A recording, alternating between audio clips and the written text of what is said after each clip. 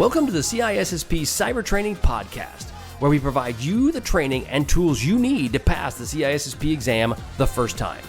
Hi, my name is Sean Gerber, and I'm your host for this action-packed, informative podcast.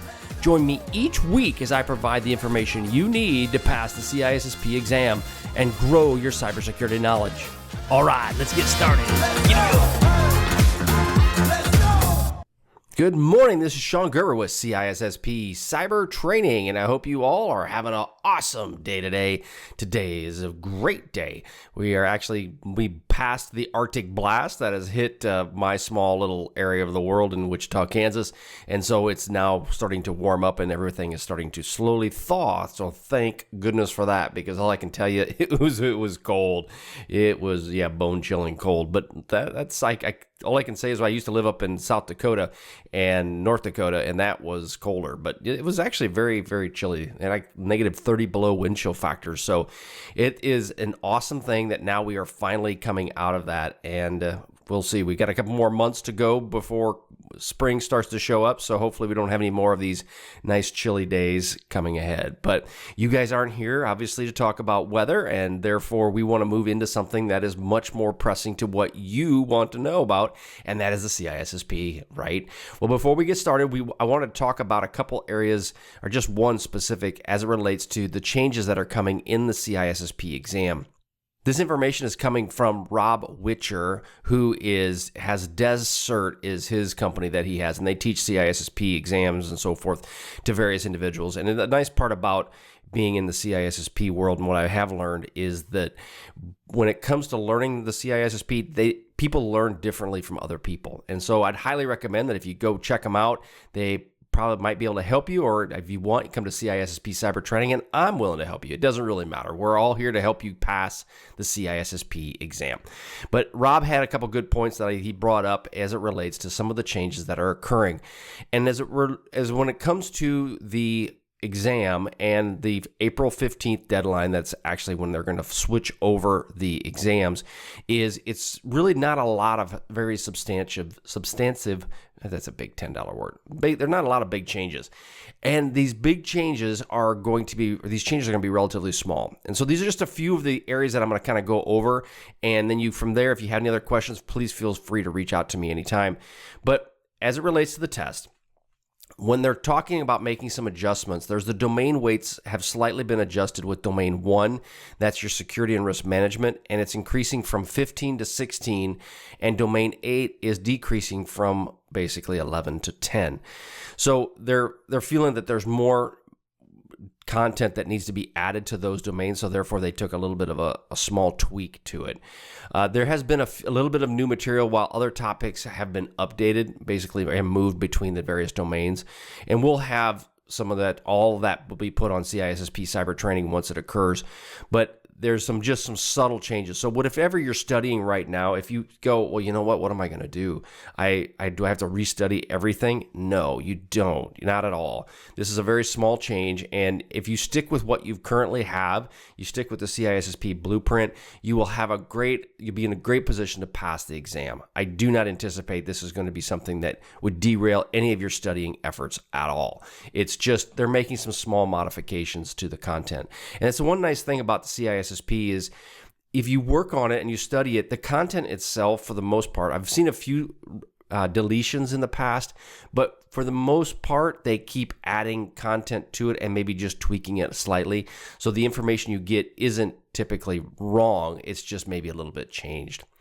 Now, the computer-based exam will be 3 hours and with about between 100 and 150 questions. So it's just a small, subtle change from what it had before. Okay, so here are some of the changes, and we'll go through the main domains that have been affected in this April 15th change are domain 1s, 3, 5, 7, and 8. So in domain 1, which is your security risk management domain, they've made some changes around FAIR. Okay, that's your risk management piece around FAIR and around TARA. They've also increased emphasis on business continuity, resiliency, and the external dependencies that are tied to it, which you hear on this podcast quite a bit. We get into that. They're also going to focus on evaluating, applying, and sustaining security governance principles, and then along with some information around cybersecurity insurance policies. All of those obviously are relative in today's day and age. Then they brought in this, and this is actually new. I hadn't heard of this before, but it's KISS. It's keep it simple and small, this is in domain 3 of the security architecture and engineering. And I do agree with that completely. That the smaller the footprint, obviously, the better. Added trust, but verify to zero trust. And then they also had some more information added around OT security. Domain 5, identity and access management. They expanded the coverage of access control methods such as ABAC and PBAC. And then there's new material on authentication methods for identifying proofing. Obviously, service account management is another factor that they brought into, which I deal with routinely, and that's in Domain 5. Domain 7 of security operations, they've enhanced the focus on security orchestration, automation, and response. That's the SOAR concepts. And then they've enhanced focus on communication with their stakeholders and regulators. Last one, Domain 8, is around software development security. They've added a scaled agile framework, which is actually kind of new to me. I've never heard of the scaled agile framework before. And then the application security such as SAST, DAST, and IAST. There are more content around application security in those domains. And then finally, there's information related to the managed services for various enterprises. So as you can see, we've talked about all of this in CISSP cyber training, pretty much. I shouldn't say all of it. I didn't talk about the scaled agile framework, but we've talked about much everything else in here.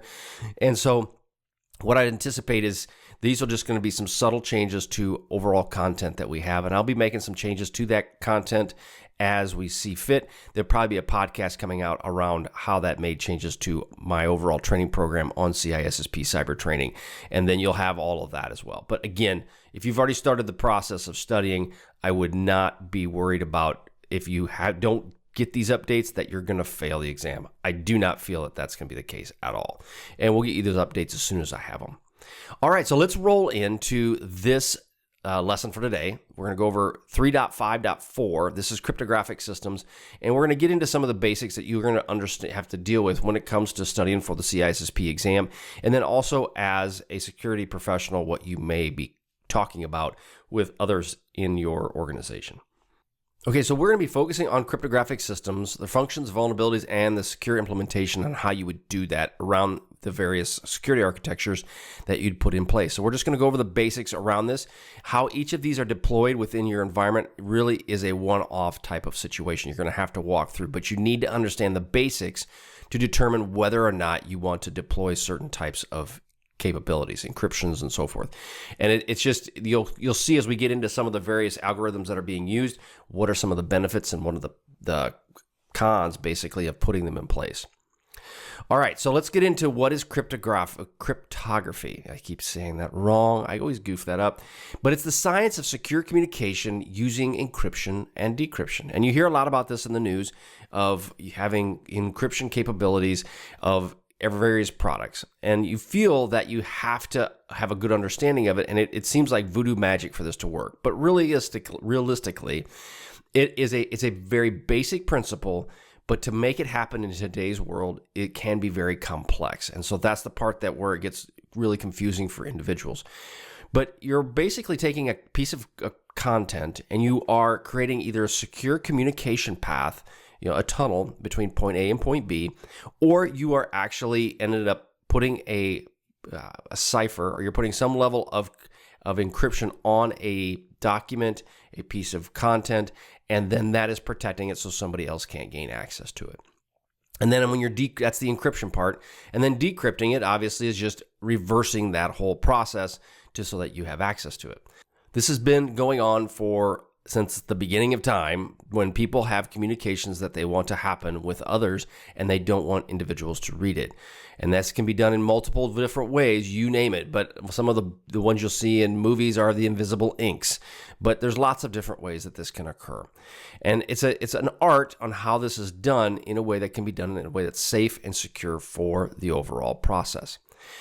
Now, the main thing is if you want to send a secure message to somebody, we'll say Alice as an example, and they want to send it to Bob, and they'll want to send it through an untrusted environment, obviously the internet. This is where you add the cryptography that will ensure that Bob can read it even if somebody intercepts it.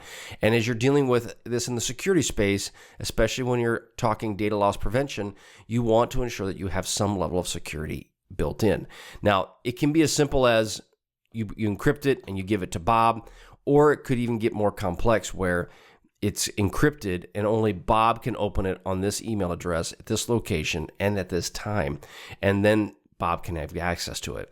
But if it's not Bob, if it's not that time, and if it's not that location, no one can gain access to it. So that is parts of cryptography where we're at today. And it's only going to enhance and get better as time goes on.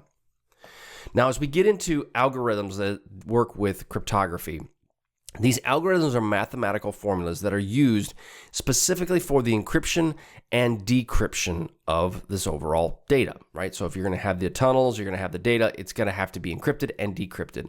Well, the algorithms are the formulas that create this. Now, again, I'm giving you a very basic understanding of this. If you really like cryptography, I would recommend you go check out a guy by the name of Bruce Schneier. He is big into crypto. He's very good at it, and he's been doing it for gobs of years. Extremely good at it. So check out Bruce Schneier if you really want to understand more about cryptography. Now, you got to think about each of these as a recipe, and that you're basically going and scrambling and unscrambling these various messages or these recipes themselves. Now, there's the popular ones that are out there. You have symmetric key cryptography and you have asymmetric key cryptography. Now, those are the key ones that you'll hear a lot about when it comes to on the CISSP and when you're working in the overall security space. Now, symmetric key cryptography uses a single shared key for both encryption and decryption. So an example would be is if you had a padlock that both Alice and Bob have, that would be a shared encryption and decryption capability. So they both know it, right? Asymmetric key cryptography, they use a separate public and private keys. Okay, so now this is where it gets a little complicated because I would always get confused. I'm going, what is this? And I still, honestly, I'll go start going through this again. I go, wait a minute, how did that work again? But no, when you're dealing with asymmetric key cryptography, you have separate public and private keys. So how this works is Alice would encrypt with Bob's public key. And Bob's public key is available to everybody. Everybody can see it. But Alice will encrypt with Bob's public key. But only Bob can decrypt with his private key. So each person will have a private key, but he's the only one that can decrypt it because he has his private key. If he loses that private key, if it goes away, if somebody else gets it, well, now they can decrypt all of Bob's messages. So it's important that Bob maintains control of his private key.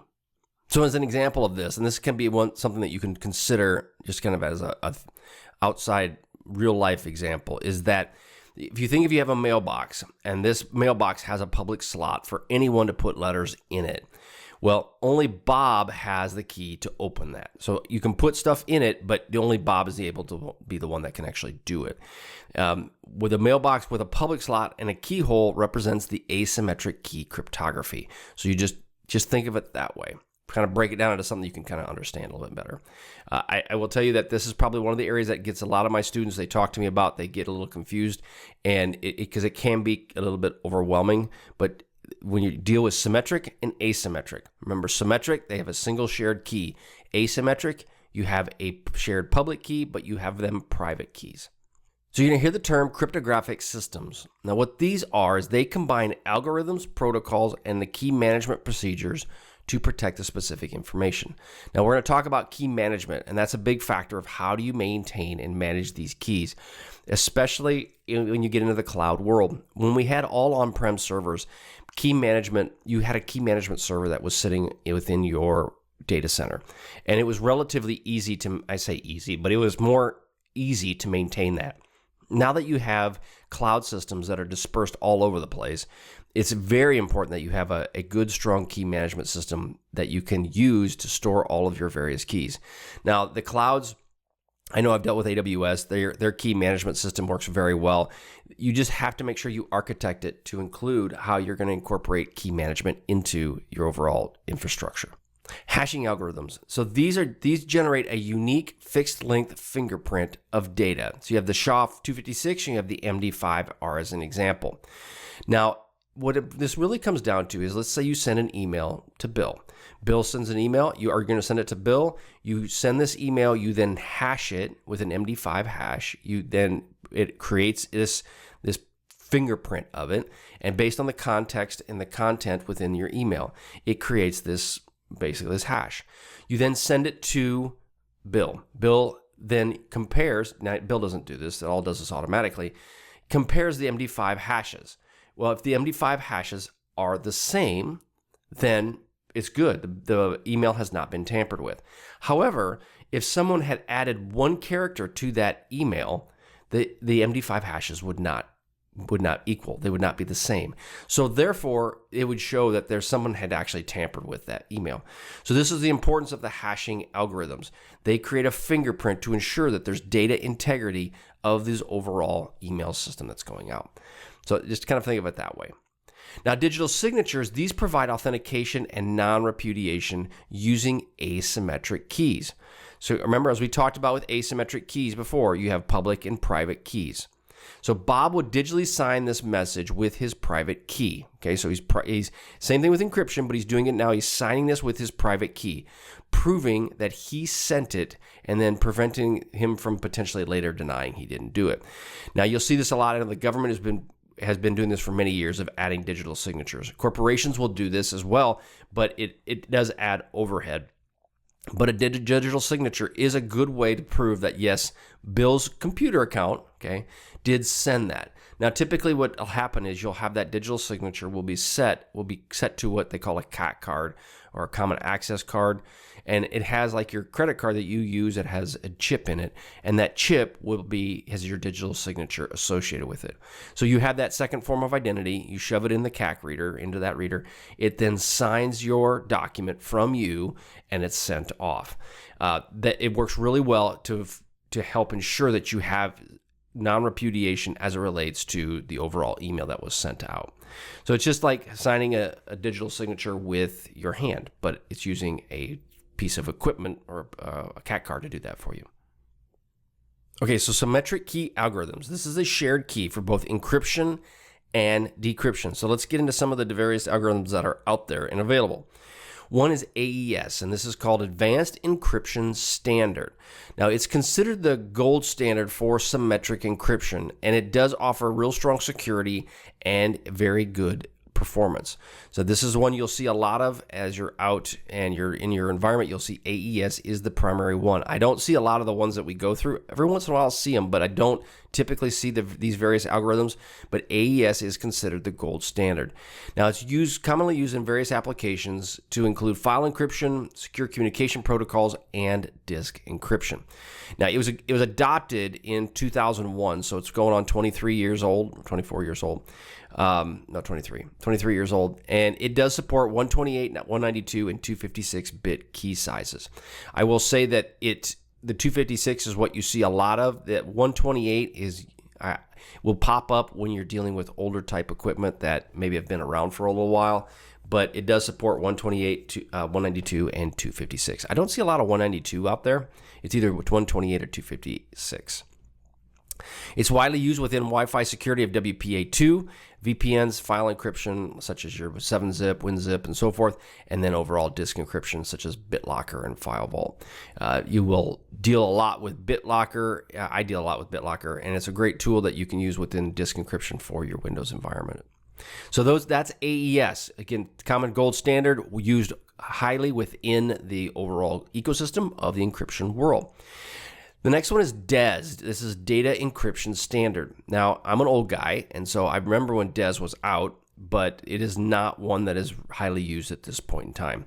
It's an older algorithm that really is now considered pretty much insecure due to its small key size, and it is still relevant for understanding it, but when it comes right down to it, and it is used in some cases, I have seen it, but for the most part, it's not something that you'd want to enable. The problem with also enabling DES, and I will just kind of be blunt, if I put DES in, so if I enable it on a system, because it's only using a 56-bit key size, if I use that on as part of my encryption strategy, now what ends up happening is as time goes on, that becomes less and less obviously secure, but I have to figure out how do I incorporate with my overall strategy of encryption. And to be blunt, it's better off just keeping it off. I don't want to, but it adds more overhead than the value it would provide to ensure that the encryption is in place. It was developed in the 70s, and it is considered insecure because it is only 56-bit. The next one is triple DES. Okay, you'll see 3 DES, and this is DES is data, or it's Delta Echo Sierra. I can't even remember my stinking phonetic alphabet. Yeah, it's Delta Echo Sierra. So you got DES as data encryption standard, and then you have triple DES, which is triple data encryption standard. That's 3 DES. You'll see 3 Delta Echo Sierra. Now, this is an extension of DES that applies to it 3 times, basically, to increase the security. However, this has been phased out due to AES's importance growing within the encryption environment. Now, it does just apply it more or less 3 times to help increase it, but yeah, whether I haven't seen really, honestly, I've never ever seen triple DES being used, but I'm sure it's out there. Obviously, they wouldn't have you learn it on the CISSP if it wasn't out there. The next one is Blowfish. Now, this is a fast and flexible algorithm with really good security, and it's less widely used than AES. It was created in '93, and it's known for its speed and flexibility. It's not widely adopted as AES, but supposedly it's used within password managers and file encryption tools. I have not personally seen much of its use, but that's a great concept because it could very well be used in those situations. I did not know that. When you're dealing with Riverfest, this is RC4, or Rivest Cipher 4, not Riverfest. We have a Riverfest here in Wichita, so hence that's why I globbed onto that. Rivest Cipher 4. Now, this is a stream cipher, once popular for wireless encryption, but is considered vulnerable and generally not recommended. I have seen this, and it was tied popularly with wireless encryption such as WEP. WEP obviously was been phased out back in the early 2000s. It was pretty vulnerable, and that's when WPA version came in for maintaining the wireless communications. Again, lots of vulnerabilities with it. It's not used, not recommended. However, since it's something that you may see in the world and in the environment, you need to understand that. So in the event if you're a security professional and you see RC4 is being used within your wireless environment, then you may want to discontinue it and shut it down and figure out how to do that in a different way. What I've done in the past, when you have, and this is something to consider from an architecture point of view, if you have a situation where there's wireless is being you don't have a good protocol to ensure wireless communications are encrypted, you then would want to create some level of an IPsec tunnel that would go between point A and point B. So if you had a wireless communication and maybe it's point to point, and you have, just say, for example, WEP is your only option that's built into the overall products of your wireless access point, you would want to turn that off and then potentially put in place an IPsec tunnel that would go from point A to point B. And that IPsec tunnel would provide you much more security than ensuring or leaving WEP on. Because WEP would give you one of those situations where you'd have a false sense of security thinking, well, hey, I've got wireless encryption on, I'm good to go. And you actually would be in a much worse position than if you just created an IPsec tunnel between the two. The downside with all that is if that tunnel breaks, if it goes down, it now requires a much more hands-on approach to ensure that you turn it back up. That would be why you would want to go in and replace that hardware, that wireless access point, and put in new updated equipment to ensure that it's best protected. So that's the trade-off you have. So you're going to roll into a situation, I guarantee you, that you're going to come to a point where you'll have outdated equipment. You won't have a budget to fix it. They're going to want you to fix it, and therefore you're going to have to come up with ideas on how to do that. IPsec tunnels is a great option. It will work, but it's a lot of hands-on manual overhead. And in reality, the cost of a wireless access point, a commercial grade one, isn't that expensive, because the opportunity cost that you would spend just trying to upgrade these systems or just trying to maintain that IPsec tunnel, you'll more than overcome that with putting in new equipment. So again, there's a little bit of a rabbit hole, but I just wanted to kind of express to you that's an example of how you will end up running into these types of older types of equipment, and you're going to have to make a judgment call. They may come back and say you don't have a budget to make a judgment call, so you're going to have to make it work. Then just know that you're going to end up having more of a manual process in place. Okay, next one is asymmetric key algorithms, right? So we talk about this. This is where they have the public key that's shared, but then they have their own individual private keys. Okay, so the first one is the Rivest Shamir Adelman, RSA. Okay, I can't say that. You can tell these are all really smart guys with not names like Smith. I wish they did have names like Smith. It'd be a whole lot easier. But Rivest, Shamir, and Adelman, RSA. Okay, this is a widely used algorithm for key exchange, digital signatures, and encryptions. And it's based on the difficulty of factoring very large prime numbers. It's used widely as a key exchange, digital signatures, and encryption, obviously. And it's the foundation for HTTPS and email security, which is your S/MIME and your overall digital signatures. So RSA has been around for a long time, and it's kind of the backbone for when you're dealing with this type of level of encryption. ECC is an elliptic curve cryptography. Now, I started seeing a lot more of this in IoT type environments as well because it has a small key size. Now, it's a newer algorithm, offers similar security to RSA, but they're smaller key sizes, making it much more efficient for mobile devices. IoT devices, they typically don't have a lot of computing power. I mean, they do in comparison to what I experienced back in the 80s and 90s, but overall, they don't have a lot of computing power. And so therefore, the smaller key size is very important and is helpful.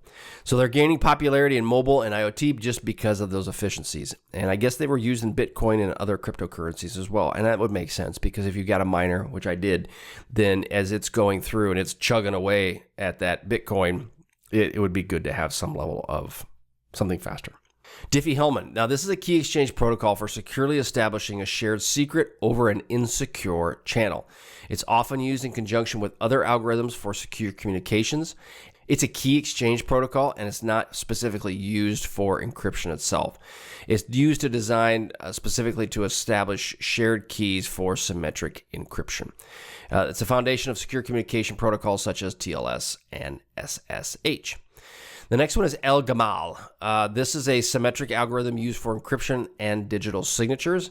It's obviously less common than RSA because I've only heard of it a few times. It's not nearly as prevalent as RSA, and it is used in some digital signature schema.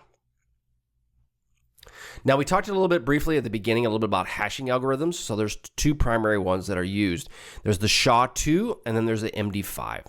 Now, the SHA-2 is a secure hash algorithm 2, and it's a family of algorithms which include the SHA-256 and 512. They're used for integrity verification, digital signatures, and password storage.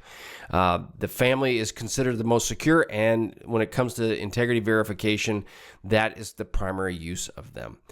They do integrity checks for software downloads, and obviously in the blockchain world, SHA-2 is a common used hashing algorithm. MD5 is an older hash algorithm that is no longer considered secure due to collision vulnerabilities, which basically means you run into situations between the MD5 hashes that can be similar, and it will have a collision.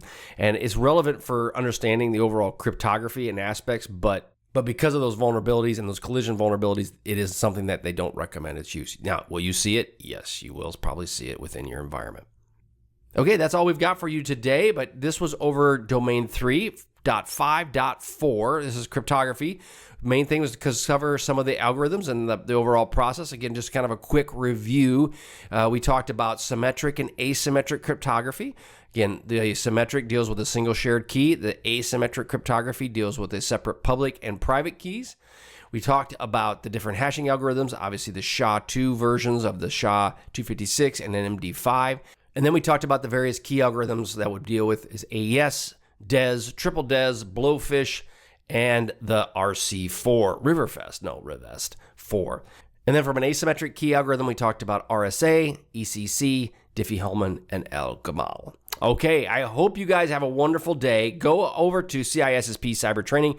Catch me what we've got. We got a lot of great content. Again, we'll have all the updates to the new CISSP exam will be coming out. We'll have all of that available for you. It is going to be awesome. I guarantee you we're here to help. Helped another couple people yesterday pass the CISSP the first time. Awesome. I cannot express how much that is so cool. I got into this whole thing just to help people pass the CISSP, and I love the feedback that I'm getting when individuals pass the exam. And then when I get the other feedback I get, which is really awesome as well, is that they feel confident that they're not just passing the exam and moving on. They feel much more stronger knowledge. I'm using really bad words. Stronger knowledge on the fact of around security and understanding security. And that's a big factor of part of why CISSP cyber training is here, is to help you have a better understanding of cyber and to be able to take that into the future and into your career. Again, go check out CISSPcybertraining.com, and we're here to help you. We'll catch you on the flip side. See ya.